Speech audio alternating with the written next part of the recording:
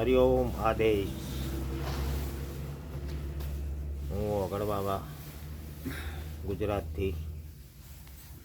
આજે હું તમારા સામે વિક્રમ અને વેતાલની એક વાત મૂકવા વિડીયો બનાવું છું કે વિક્રમ ને વેતાલ કઈ રીતના મળ્યા,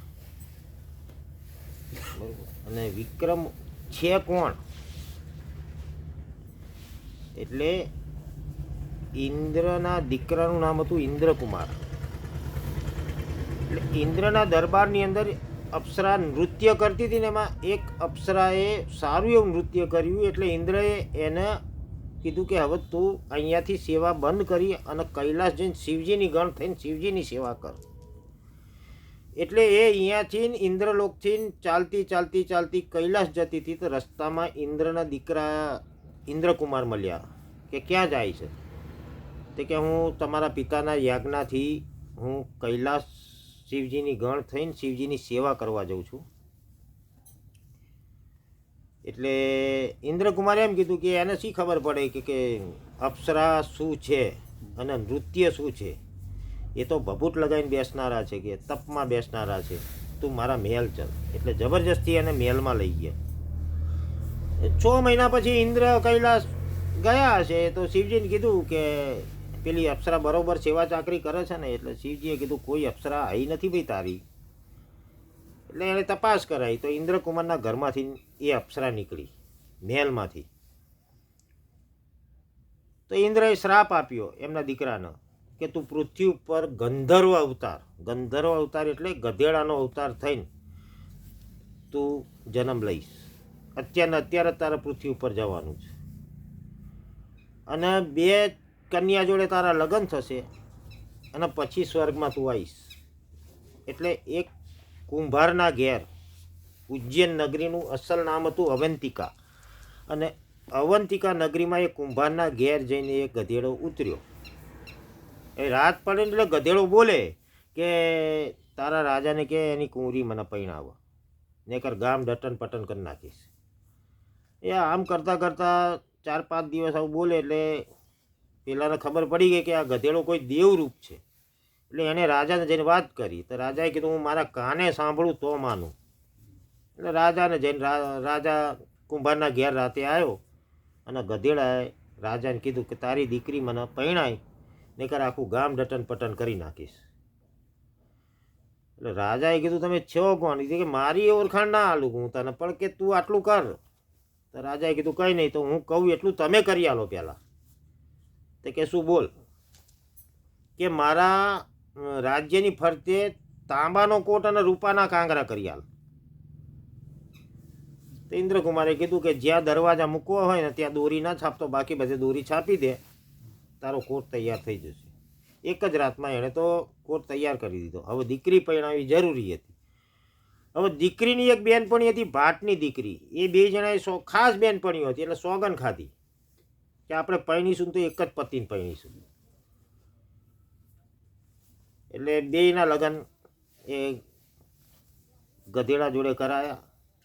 ગાંધર્વ કુમાર કહેવાય હવે એને સંસ્કૃત ભાષામાં.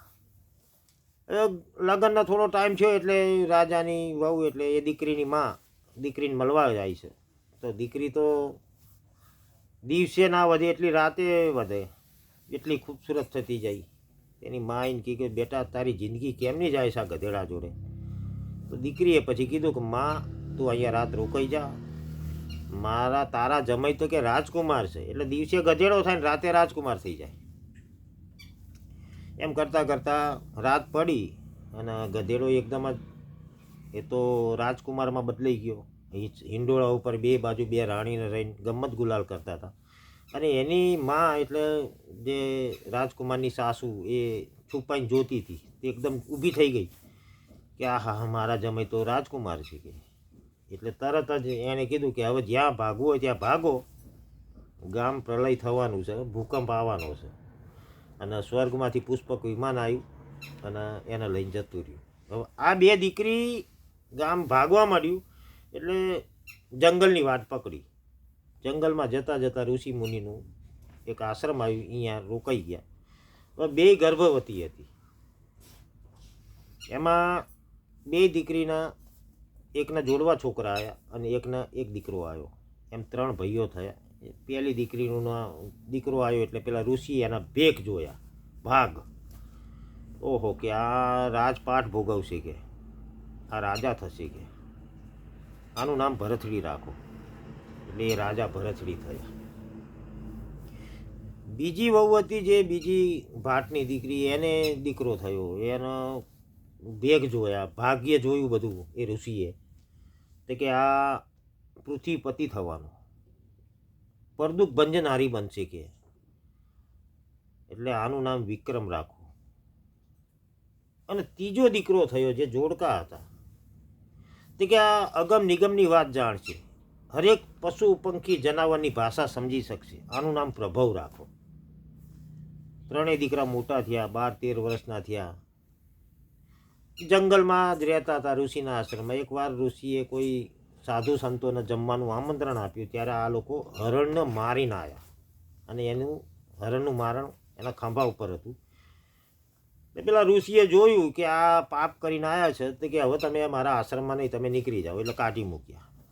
તે 3 ભાઈઓ જંગલમાં ફરતા દૂર નીકળી ગયા. હવે વણઝારાની ફોટો આવી, એના પેલો પ્રભવ બધી આગાહી કરતો હતો કે નદીમાં પૂર આવવાનું છે, એમાં એક નાર તણાઈને આવશે, એને 16 શણગાર સજીને ઘરેણા હશે, 9 લખા હાર હશે. આ બધું કીધું ને એવી લાશ આવી. એટલે વિક્રમે કીધું કે આ ઘરેણાની આપણે જરૂર છે. એટલે લાશ ખેંચીને ઘરેણા લઈને પોટલું બાંધીને પાછો હોઈ ગયો, લાશ જવા દીધી. પેલું વણઝારા જોઈ ગયા, આ છોકરો કામનો છે. એટલે પ્રભાવને ઉઠાઈને એ લોકો રાતે જતા રહ્યા. હવે ભરથડી ને વિક્રમ 2 જણા રહ્યા. એ ફરતા અવંતિકા નગરી આવ્યા. ત્યાં રાજા હતો જે અવંતિકા નગરીનો, એ મરણ પામ્યો હતો. હવે ગાદી ખાલી હતી એટલે રાજા જરૂરી હતા. એટલે પહેલાંના જમાનામાં શું કે હાથણીની સૂંઢમાં એક કળશ આપતા હતા, અને લાઈનમાં 2 બાજુ લાઈન કરે અને બધા પ્રજાજનોનું ઊભું રહેવાનું. હવે એ કળશ જેની ઉપર ઢોળે હાથણી, એ રાજા. આવી રીતના રાજ તિલક થતા હતા. તો વિક્રમ અને ભરથડી 2 જણા છેલ્લે ઊભા રહી ગયા. તો પેલી હાથણી આવી અને ભરથડી ઉપર કળશ ઢોળીને જતી રહી. એટલે બધા ગામવાળા કે આપણા ગામનો નથી, આને કાઢો, આમ તેમ. એટલે દૂર જઈને ઊભા રહી ગયા. ફરીને હાથણીને કરસ આલ્યો, ફરીને એની ઉપર. એટલે ત્યાં જે ગોર મહારાજ હોય, પછી રાજ્યના પંડિત હોય, એ બધાએ કીધું કે ભાઈ આમાં કંઈક હશે, એટલે આને જ રાજા કરો હવે. એટલે ભરથડી રાજા થયો, વિક્રમ પ્રધાન થયો. ભરથડીએ લગ્ન કર્યા પિંગલા જોડે. પિંગલાના પ્રેમમાં ગાંડા થઈ ગયા. અને વિક્રમના પિંગલાનો પ્રેમ થોડો અવળો હતો. એટલે પિંગલા નડતી હતી ને પિંગલાને વિક્રમ નડતો હતો. એટલે વિક્રમની ઉપર આરોપ નખાયો કે આણે મારી ઉપર છેડછાડ કરીને નજર બગાડીને. એટલે ભરથડીએ વિક્રમને કાઢી મૂક્યો. વિક્રમ 68 જાત્રા કરવા નીકળી ગયા. પછી ભરથડીને ખબર પડી કે પિંગલા તો મારા સારથીના પ્રેમમાં છે ને આવું બધું છે. એટલે એનું તો ઓરિજિનલ રૂપ હતું ભરથુહરી.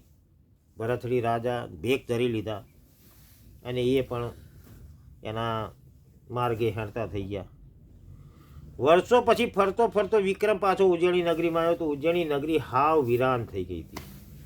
એટલે કુંભાર ભગતના ઘરે જઈને બેઠો વિક્રમ, કે આ તો ભરથડીનું રાજ હતું, કે આવું કેમ વિરાન થઈ ગયું. કે ભાઈ એક રાક્ષસ આવ્યો છે અને એ રોજ 5-25ને ખાઈને જતો રહેશે. પછી અમે નક્કી કર્યું કે રોજ તારે 1 જણ લેવાનો ભાઈ. એટલે એણે શરત મૂકી કે સવારે જેનું મારે ખાવાનું હોય ને એ આખો દિવસ રાજપાઠ સંભાળ રાજા બનીને, અને સાંજે હું એને ભક્ષણ કરીને જતો રહીશ. આજે મારા દીકરાનો વારો છે. કુંભાર ભગતે આવું કીધું. એ વિક્રમે કીધું ભાઈ તારો દીકરો નહીં, હું જઈશ આજે. એટલે એ જઈને એને પ્રજાજનોને બધાને બોલાયા. ઠેર જમવાનું બનાવ્યું. મદિરાના કુંડ ભરી દીધા. પાનના બીડા લગાયા. પૂરી, મીઠાઈ, બધું જ ખાવાનું, જ્યાં ત્યાં ખાવાનું જ. હવે પેલો રાક્ષસ આવ્યો એટલે પહેલાં તેણે બધું ધરાઈને ખાઈ લીધું. પછી મદિરાય પીધી, પાનના બીડાય ખાધા. પછી મહેલમાં ગયો. એટલે વિક્રમ સંતાઈ ગયો હતો. એણે રાક્ષસે એવું કીધું કે ભાઈ તે મને તૃપ્ત કર્યો છે આજે, માગ તે વરદાન આપું. એટલે વિક્રમે વિચાર કર્યો કે આ મને મારવા આવ્યો છે, અને આજે મને વરદાન આપવાનું કે છે, એટલે કંઈક છે. એટલે વિક્રમે સંતાઈને એને જવાબ આલ્યો કે તારી ઓળખાણ હાલ, પછી હું તારી સામે આવું. એટલે કે હું 52 વીરનો સરદાર વેતાળ છું. પૃથ્વી, પાતાળ અને સ્વર્ગમાં હું આરામથી જઈ શકું છું. લઘુ લાંદવીની વિદ્યામાં હું નિપુણ છું. હવે બોલ. તે કે સ્વર્ગલોકમાં જઈને એટલું જાણીએ મારું આયુષ્ય કેટલું છે. વિક્રમે એમ કીધું. એ તો સીધો સ્વર્ગલોકમાં જઈને બ્રહ્માજીને પૂછ્યું કે ભાઈ વિક્રમનું આયુષ્ય કેટલું છે. તે બ્રહ્મા કે આ બધી મને ખબર ના હોય, ધર્મરાજા જોડે જાઓ. એટલે ધર્મરાજાને જઈને પૂછ્યું વિક્રમનું આયુષ્ય કેટલું છે. એટલે પેલા એ ચોપડો ખોલીને બતાવ્યું કે આનું 135 વર્ષ 13 મહિના અને 7 ઘડી. પાછો નીચે આવ્યો. વિક્રમે કીધું તારું 135 વર્ષનું 13 મહિનાનું આયુષ્ય છે કે ભાઈ, કે તારે મને વરદાન આપવું હોય ને આમાંથી 1 મહિનો ઓછો કરાવી નાખજો, મારે બીજું કંઈ નહીં જોઈએ. આ પાછો ગયો ધર્મરાજા જોડે કે ભાઈ વિક્રમને 1 મહિનો ઓછો કરી નાખો. એટલે ધર્મરાજાએ ના પાડી કે આમાં કશું ના થાય કે આવો. એ પાછો આવ્યો કે યાર આમાં કંઈ નહીં થાય. તે કે આમાં 1 મહિનો વધારી નાખો. એટલે પાછો ધર્મરાજા જોડે જઈને કીધું કે આમાં 1 મહિનો વધારો ને. ત્યારે ધર્મરાજાએ કીધું કે એના જન્મ પહેલાં લેખ લખાઈ જાય છે અને આમાં કોઈ મેખ નથી મારી શકતું, એટલે કંઈક બીજું કંઈક એને કેમ માગી લેજે. એટલે પાછો આવે વિક્રમ જોડે કે ભાઈ આમાં કશું વધશે નહીં, કશું ઘટશે નહીં, કે બીજું કંઈક માગ. એટલે વિક્રમે એની ચોટલી પકડી લીધી કે સ્વયં બ્રહ્મા, વિષ્ણુ, મહેશે અને ધર્મરાજાએ પણ મારો 1 મહિનો ઓછો નથી કરી શકતા. હજી તો મારી ઉંમર કે 35 વર્ષની જ છે, હજી મારે 100 વર્ષ જીવવાનું, તું મને કેમ મારીશ કે. એટલે વેતાળ બોલે બંધાઈ જાય છે કે આજથી હું તારો પડછાયો થઈને રહીશ. આવી રીતના વેતાળને એણે વશમાં કરે છે. સમજ્યા? આ હકીકત છે એનો. બરોબર. હરિઓમ. આદેશ. કોઈ પણ વિક્રમની, વેતાળની સાધના જોઈતી હોય તો તે મારા કોન્ટેક નંબર ઉપર ફોન કરો. મારો કોન્ટેક નંબર છે 7802 89 88. હું ઓગળ બાપુ, અમદાવાદ. આદેશ, આદેશ, આદેશ.